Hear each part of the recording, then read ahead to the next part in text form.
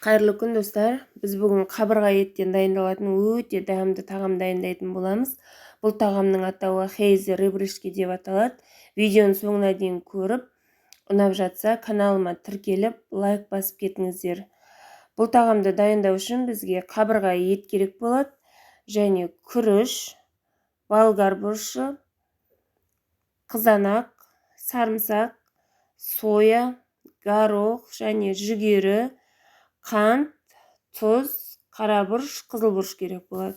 Ең алдымен қабырғамызды асып, қайнатып, қайнағаннан кейін көбігін алып, 1 сағат қайнатсақ жеткілікті, 1 сағаттан кейін сүзіп алып, сәл суытып, қабырғаны өзінің майдалап, әдемілеп турап аламыз.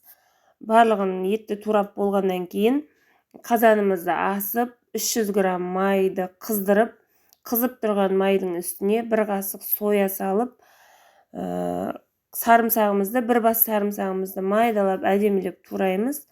Барлығын турап болғаннан кейін осы қызып тұрған майдың үстіне салып, қызартып, қуырып аламыз. Араластыра отырып, пияз қуырғандай қылып әдемілеп қуырамыз. Осы қуырылып жатқан сарымсақтың үстіне дайындап қойған қабырға еттеріміздің барлығын салып, әдемілеп қуырамыз. Дәміне қарай тұзын, бұрышын салып, 1 шай қасық қант саламыз.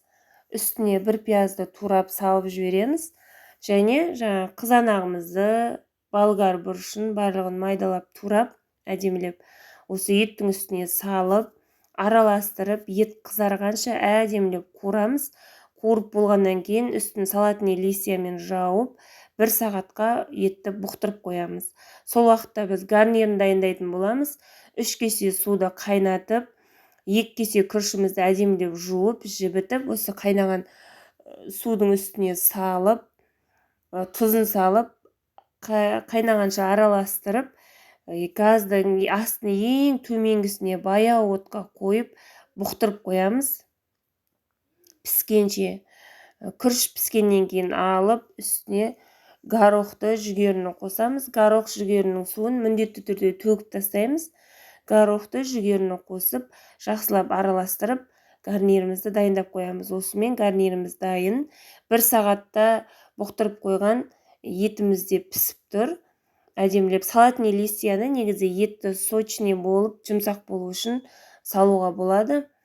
Барлық піскен етімізді әдемілеп осылай ыдысқа салып, қасына гарнирін салып, әдемілеп жейтін боламыз.